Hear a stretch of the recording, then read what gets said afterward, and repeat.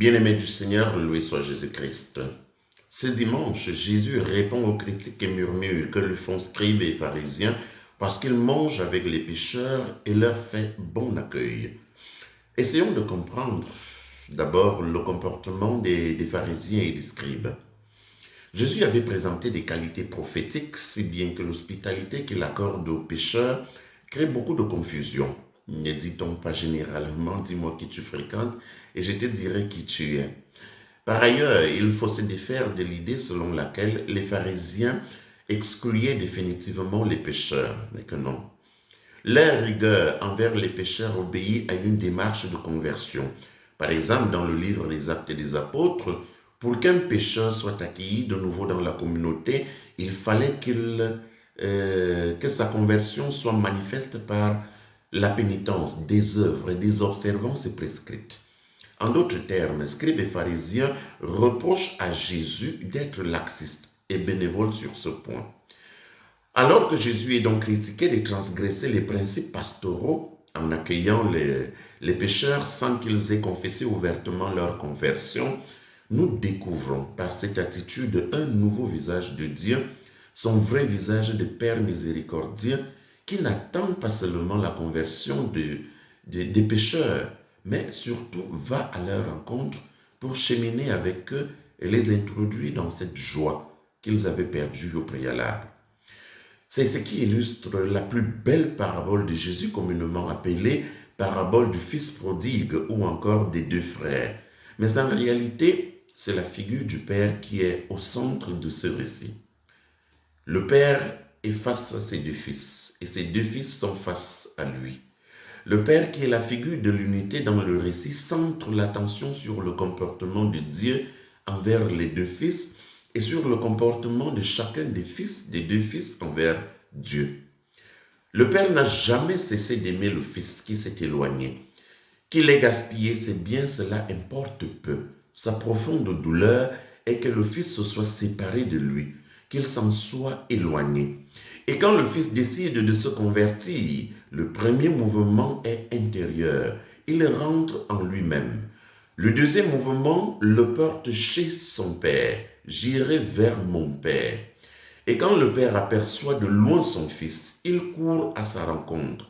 Il ne lui fait aucune remontrance, aucun reproche, mais il ne lui exprime que sa tendresse et sa joie irrépressible.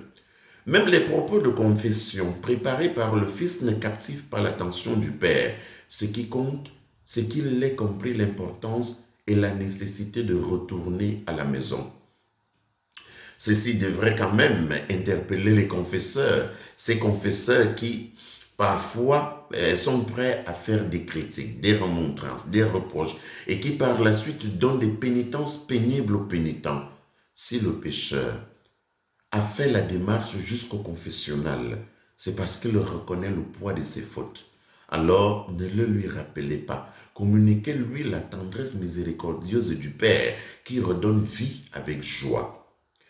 Le fils prodigue qui pensait que rester à la maison du Père l'esclavageait apprend à ses dépens que ce n'est que chez le Père qu'il est libre. Quand on s'éloigne du Père, on dilapide sa fortune, c'est-à-dire qu'on se vide de sa substance, de sa nature, selon le terme grec utilisé. Le péché du Fils n'est donc pas tant la vie libertine. La vie libertine est la conséquence de cet éloignement du Père, de l'idée que le Fils s'était fait du Père et qu'il l'a porté loin de lui. La maison du Père n'est pas une prison. La présence du Père dans la vie du Fils n'est pas encombrante et mortifère. Le péché du Fils aîné, toujours resté à la maison, est le même, c'est-à-dire qu'il a toujours vécu éloigné du Père, bien qu'étant à la maison. Il s'est toujours fait une fausse idée du Père. Pour lui, le Père est un patron dont il attend un salaire. Le Père est un justicier qui corrige sévèrement les égarements. Au final, les deux fils étaient tous égarés parce qu'ils s'étaient tous trompés sur ce qu'est le Père. Si l'un s'est éloigné physiquement en partant de la maison, l'autre s'en est éloigné intérieurement en n'admettant pas le Père comme Père. Cette distance est bien évidente quand il refuse d'entrer dans la maison. Mais le Père est resté le même envers tous. Le même amour qui l'a fait courir à la rencontre du Fils prodigue est le même amour qui le porte au dehors à la rencontre de son Fils aîné pour le prier de laisser tomber ses plaintes et fêter ensemble. Le Père voudrait réconcilier les deux fils en les réconciliant à lui. Mais le Fils aîné s'est-il laissé convaincre? Est-il entré dans la maison pour fêter avec la famille?